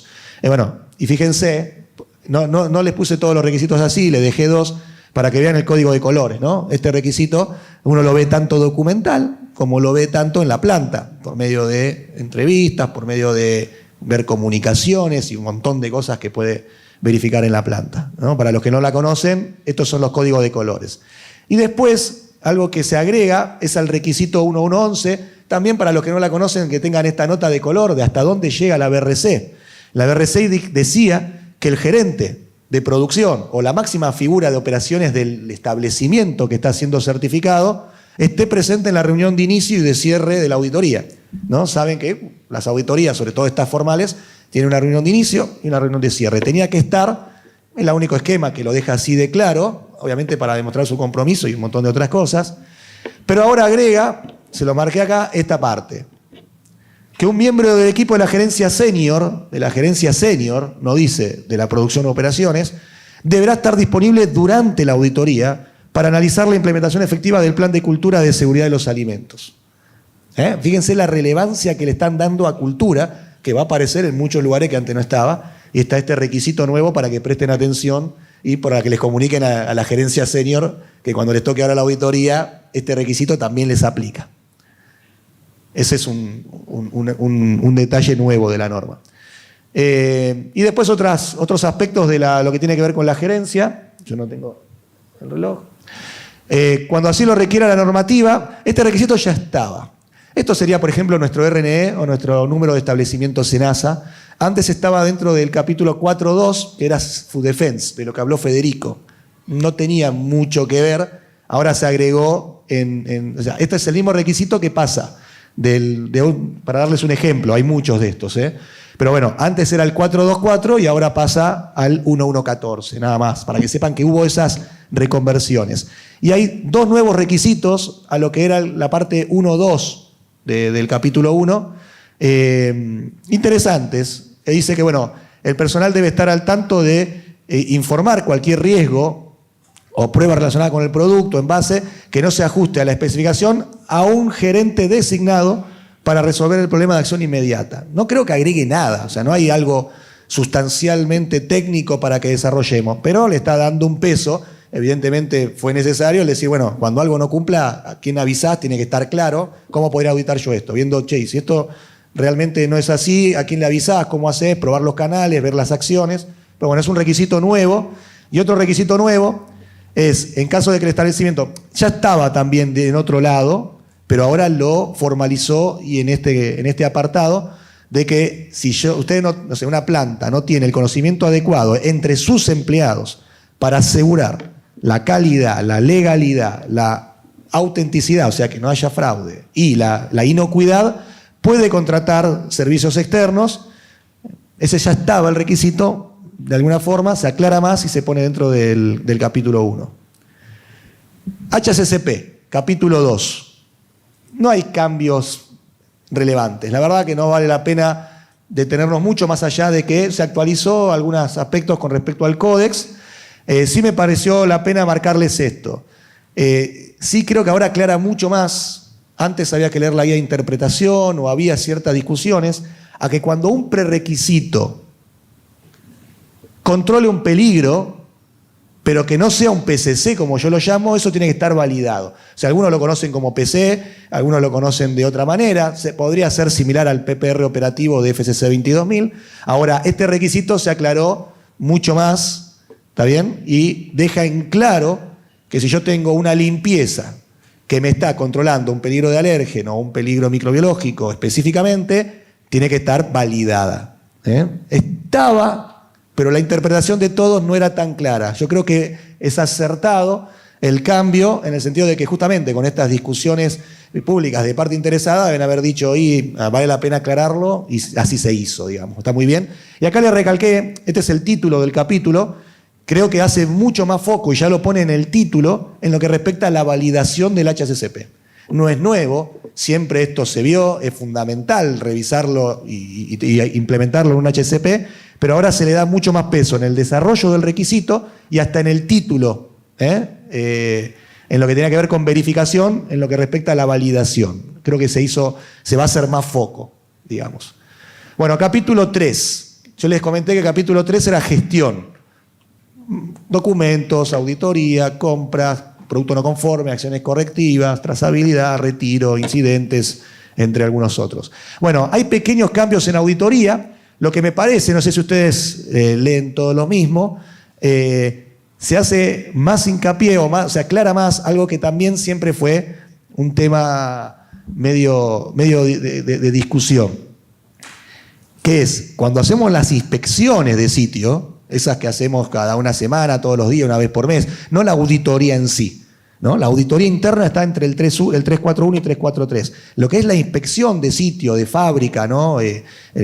La inspección en sí, de que la estructura, el ambiente, el equipamiento está en condiciones, dice que los resultados deben notificarse a un responsable de área y que deberán acordarse acciones correctivas y plazos. ¿Qué quiero decir? Siempre hubo que eso lo trato como acción correctiva, no lo trato de otra manera, lo documento, no lo documento. Bueno, ahora hay que documentarlo y seguir este requisito con este grado de detalle. Se acabó la discusión de cómo trato eso de que voy caminando en una recorrida y veo que alguien no tenía el barbijo puesto, que hay un arreglo temporal, que hay algo, y lo arreglé, pero no tengo evidencia de eso, pero lo arreglé. O la evidencia es que lo comuniqué. No, ahora dice claramente que hay que notificarse y deben acordarse acciones correctivas y plazos. ¿Está bien? Y verificarlo. O sea que, moraleja, va a haber que tener registros de que se comunicó, cuándo se va a hacer y qué se hizo. Para lo que tiene que ver con el 344, los que la conocen, pero los que no, es inspección de sitio, digamos, ¿no? Y con BRC probablemente la norma con mucha más exigencia en lo que tiene que ver con evaluación de proveedores o compras, ¿no? Por mucho. Yo creo que los que la conocen saben que ya desde la versión, sobre todo 8, los cambios son muy grandes. Y ahora se agregó un detalle que la verdad, esto no se estaba viendo así, a mi entender, ¿no? Capaz que alguno me dice, sí, a mí me lo preguntaron. Para mí tenía muchas dudas y vino muy bien la aclaración. Y lo comento, y alguno dirá, realmente, pero la BRC tiene un requerimiento para cuando yo le compro a un mayorista, a un distribuidor, digamos, ¿no? O sea, viene un producto importado o no, pero yo al que le compro es a un distribuidor. Tenía un requisito en que de cada uno de mis proveedores, para los que no la conocen, vuelvo a decir, para cada uno de mis proveedores, que pueden ser 5 o 120, depende de la industria, yo tengo que tener, de alguna forma, comprobado que el proveedor tiene un sistema de trazabilidad eficaz, ¿no? Trazabilidad, poder rastrear la historia del producto que me entrega, desde el producto terminado a materia prima. Obviamente, si la empresa estaba certificada, eso ya está incluido en la certificación. Si la empresa yo la voy a auditar, nos pide que hagamos comprobaciones de trazabilidad. Y si no, se hace un ensayo por lo general, hay otras formas, pero se hace un ensayo con el proveedor. Lo que dice ahora es que si yo le compro esa materia prima a un distribuidor, a un agente intermediario mayorista, la aprobación del cuestionario que le tengo que hacer a ese proveedor y la prueba de trazabilidad, porque el requisito está en la trazabilidad, la tengo que hacer del último fabricante. Esto fue un tema que siempre, o sea, muchas veces el cuestionario y tal vez el ensayo de trazabilidad o algo lo tenían con el distribuidor, que lo tengo a 50 kilómetros, 10 kilómetros, a 20 cuadras, que importa el producto. Bueno, no. Lo cual es lógico. O sea, siempre hubo discusión en esto, no es de simple implementación, así que el que tenga BRC y tiene productos de un agente, ténganlo en cuenta. Después se aclara más el aspecto de excepciones al proceso de compras, cuando por una urgencia no puedo cumplir con el proceso formal. Hay alguna aclaración más que no valía la pena comentar ahora. Como les dije, no me quiero detener porque no aplica a todos por una cuestión de tiempo, pero ya les dije que el requisito de proceso subcontratado sí tuvo una bonificación muy grande, entonces ahí presten mucha atención al que le interese. Y se aclaró este requisito 311.4, se agregó toda esta frase, esta es completamente nueva, O sea, el que conoce va a ver que esto no estaba. Sí estaba que ante un retiro del producto del mercado, ustedes tenían que comunicar en no más de 3 días al centro de certificación, comunicarle el retiro. Eso es lo que pide la BRC y en realidad todas las normas GFCI. Ahora aclararon esto, lo cual probablemente igual se implementaba así, pero ahora está como requisito. ¿Y por qué lo digo? No solamente para que lo conozcan, sino para el que está trabajando. Bueno, esto hay que incorporarlo ahora en alguna parte de nuestro sistema de gestión. Dice que luego la empresa deberá brindar información al organismo de certificación, ¿no? Hoy nos va a comentar Mariela con respecto a un organismo de certificación, por ejemplo, TÜV Rheinland. Vamos a tener que comunicarle dentro de los 3 días primero y después, en 21 días, le tiene que avisar las acciones correctivas que hice, el análisis de causa y el plan de acciones preventivas. ¿Está bien? O sea, agregaron que no termina solo con el aviso a los 3 días, sino que ahora me compromete a mí. Seguramente la certificadora me iba a requerir esto, ¿no? Ahora me compromete a mí y el auditor va a tener que revisar y yo voy a tener que tener sistemas para, dentro de los 21 días, comunicar esto a la certificadora. Me pareció bastante interesante. Eso todavía no lo había visto tampoco en ningún otro estándar. Hay un poquito más de detalle en Food Defense, que habló a la mañana recién Federico. Y otros aspectos, uno que me parece muy interesante es, yo le estoy hablando de zonas de alto riesgo, alto cuidado, cuidado ambiente. Eso ingresaba en el capítulo 8. En una versión anterior, ya sé que ustedes muchos son chicos, pero ya estoy hablando de hace más de 6 años, había que hacer toda una evaluación de riesgo para definir qué zonas tengo. Eso se perdió un poco en la versión 8, porque ese requisito ahora estaba en el capítulo 8 y al que no le aplicaba no lo veía. Entonces, hay un árbol de decisión de cómo hacerlo, la BRC es muy práctica en todo eso, pero se había perdido eso y me parece acertado que ahora lo agregaron como inicio del 4.3, que el 4.3 habla de la circulación del personal, de mapas, de flujos, etc. Ahora agregaron de que tengo que documentar la evaluación de riesgo de qué zonas tengo. Y en el caso, por ejemplo, de Federico, si tuviera BRC, él comentó que estaba con FS 22000, probablemente no tenga ninguna zona de riesgo, pero tiene que hacer la evaluación y tiene que quedar documentada en el 431. Esto se había perdido. O sea, la verdad que no estaba el requisito dentro de los primeros 7 que eran para todas las empresas que certificaban. Y este como nota de color, este es nuevo. Pero para que vean, el que no la conoce, léala alguna vez, si está en esto de la gestión de inocuidad, pero el grado de detalle de esta norma, ¿no? Este requisito es nuevo íntegramente. En los casos donde haya cortinas de tira de plástico, estas deberán mantenerse en buen estado, limpias y bien colocadas. Ya lo sabemos y debería ser así, pero bueno, ahora es un requisito. O sea, ojo, porque algunos miran diciendo, sí, es obvio. Recuerden que BRC tiene categorías de certificado, que dependiendo de la categoría de certificado me auditan a los 6 meses, por ejemplo, no al año. Aparte, eso queda en el directorio y todos mis clientes ven mi resultado. Si yo antes veía una cortina y veía otra cosa, tal vez iban al mismo requisito o algo. Ahora, si veo una cortina sucia, va a este requisito. Así que no es que haya un requisito más tan específico. En BRC es importante. Porque no es que, bueno, vi 2 superficies sucias, no. Una es esta y otra es una escalera, ¿no? Que pasa por arriba de la línea y tengo otro requisito para eso. Entonces son 2 no conformidades, no es una. Entonces, hay, como les dije, más detalle en lo que tiene que ver con equipos. Fíjense qué interesante, ¿no? Esto no estaba. ¿Qué hacemos con los equipos que no están en producción en el momento? Con los equipos que están en desuso, pero están en la planta. Bueno, sobre todo eso ya hay requisitos de cómo que tienen que limpiarse, de ser necesario desinfectarse, etc. Y otra nota de color para que vean logrado detalle. Hay un requisito ahora que es, este es nuevo, los equipos de carga de baterías no se deben almacenar en zonas de productos abiertos. ¿Está bien? Al menos que a ese grado de detalle. Yo sigo, después me preguntan igual lo que quieran. Va a ser un poquito más corta la segunda parte, así que ahora nos extendemos 5 o 10 minutos, pero va a ser más corta después antes del almuerzo. Hay mucho más detalle en lo que tiene que ver con contaminantes físicos. Nuevamente, la norma BRC para contaminantes físicos es la más detallada por lejos. Y fíjense que ahora me habla de, se los remarqué, teléfonos móviles, tabletas y otros objetos. O sea, ya lo aclara. No es que no veíamos esto, no es que no podíamos preguntar, pero ahora está como requisito y que tienen que estar aprobados, tengo que tratar de minimizarlos dentro de la planta y había ya un requisito sobre las viromes, que bastante problemático a veces por la interpretación, etc. Y ahora lo aclara todo más. Verificar que los artículos de librería como bolígrafos y da todo este detalle. Bastante interesante. Además, para el que lo tenga, sé que hay empresas acá que lo tienen y están certificadas también, todo lo que tiene que ver, antes estaban juntos, detector de metal y rayos X, por decirlo de una manera, se aclaró todo un requisito para rayos X con mucho detalle. Así que el que tiene rayos X tiene probablemente no le traiga un cambio, no quiere decir que con esto tal vez tienen que hacer algo, pero tienen que tratar el requisito como corresponde para no llevarse ninguna sorpresa. Fíjense, otro grado de detalle nuevo, esto no estaba, habla de otros. La norma tenía para detector de metales, rayos X, imanes, tamices, selección óptica, filtros, para cada uno tenía un requisito.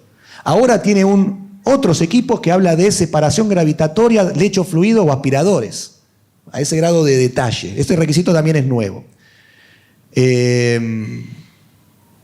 bueno, hablando de otro requisito, saliendo del 410, que es contaminación física, en el ambiental da un poquito más de peso a lo que tiene que ver con la evaluación de tendencias y qué hago cuando el resultado me da mal. No es nuevo desde el punto de vista conceptual, pero el requisito se aclara bastante. Capítulo 5, control de productos. Hay pequeños cambios en desarrollo, solo para comentarles, no vale la pena focalizarnos. Y esto es una aclaración nada más, no es nada nuevo, ya estaba en la norma. Pero por si a alguno le quedaba una duda de qué era alergia, estamos todos de acuerdo, ya lo hablamos también en el seminario muchas veces, pero qué era sensibilidad, bueno, ahora se aclara. Está definido claramente que hipersensibilidad alimentaria también estaría incluido dentro de esto.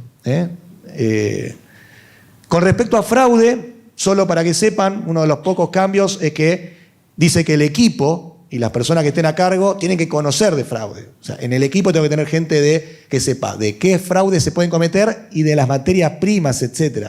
O sea, no es desarmo un equipo, veo y junto cosas, sino que voy a tener que poder... O sea, yo les podría preguntar quién está aportando esta competencia, por ejemplo. Eso es lo que quiero que lean de mi comentario, ¿no? Capítulo 6, vamos terminando. Control de operaciones.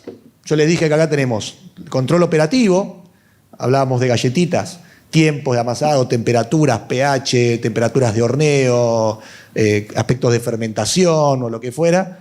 Eso estaba en el 6.1. 6.2 es control de etiqueta o etiquetado correcto, que envase en el envase correcto.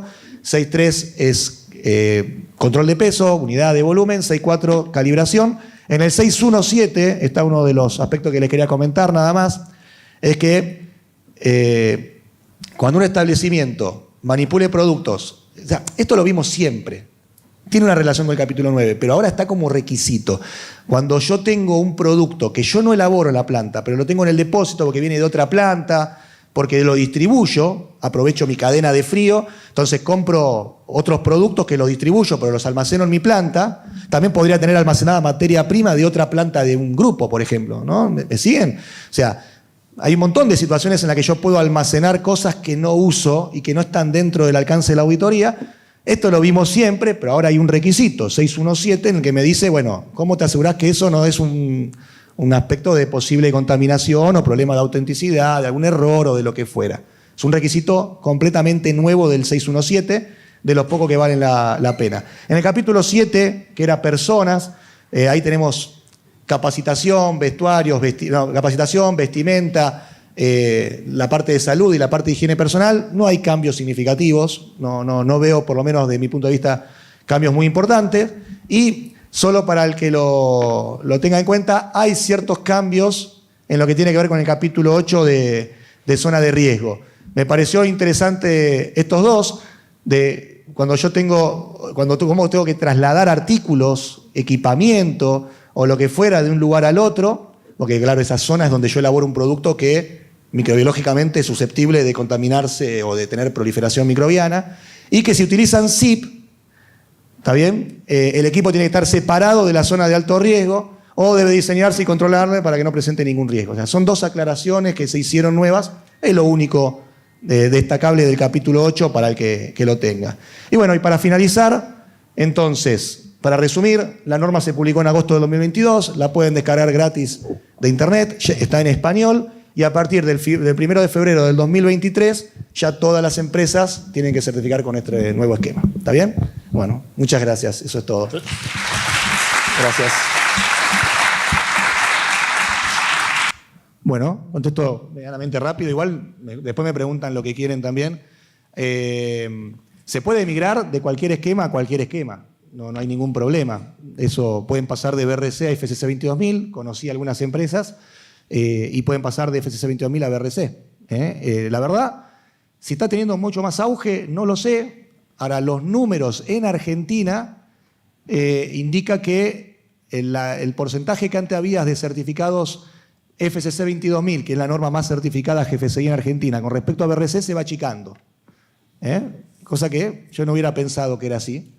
O sea que, por decirlo de alguna manera, o hay nuevas empresas que están certificando BRC y no FCC 22000, o que están pasando de FCC 22000 a BRC. En nuestro caso particular, por ejemplo, este año, si no me equivoco, 6 empresas que nosotros colaborábamos, ¿no?, en nuestro trabajo, que tenían FCC 22000 pasaron a BRC. Así que, a ver, no veo que haya algo directo en el mercado que lo precise, ¿no? Pero evidentemente puede ser que esté pasando un poco eso. Yo creo que FCC 22000 va a ser siempre igual la norma más certificada en Argentina. Entonces, respondo, ¿se puede? Sí, y bidireccionalmente, digamos, ¿no? Si está teniendo más auge, no lo sé, pero bueno, con los números parecería que sí. Y si es mucho más completa, sí, la verdad es que sí, hoy en día. Primero, la norma FCC 22000 no tiene requerimientos de calidad. Esa es la primera gran diferencia. En cambio, BRC sí. Yo les dije, por ejemplo, que hay un requisito de control de peso. Bueno, eso no existe necesariamente en FCC 22000. Y, sinceramente, entre el grado de detalle de requisitos, el que cada no conformidad te lleva o a no certificar o a tener una categoría menor de certificado. Y todo el contexto de BRC creo que conlleva que sí, probablemente los auditores son más entrenados y la norma es mucho más exigente y para mí más difícil de implementar, digamos, ¿no? O sea, conlleva desafíos obligados. Hay muchas empresas con FCC 22000 que podrían tener BRC directamente, pero hay desafíos como este que le comentaba de trazabilidad, ¿no? Que no necesariamente estoy obligado en otros esquemas, o el de que prácticamente todo proveedor que no sea de bajo riesgo tiene que estar certificado o auditado. Son dos requisitos que ya me limitan mucho la posibilidad en ciertas empresas de poder cumplirlos, sinceramente, y no podrían ir directamente por BRC. ¿Está bien? Bueno, nos tomamos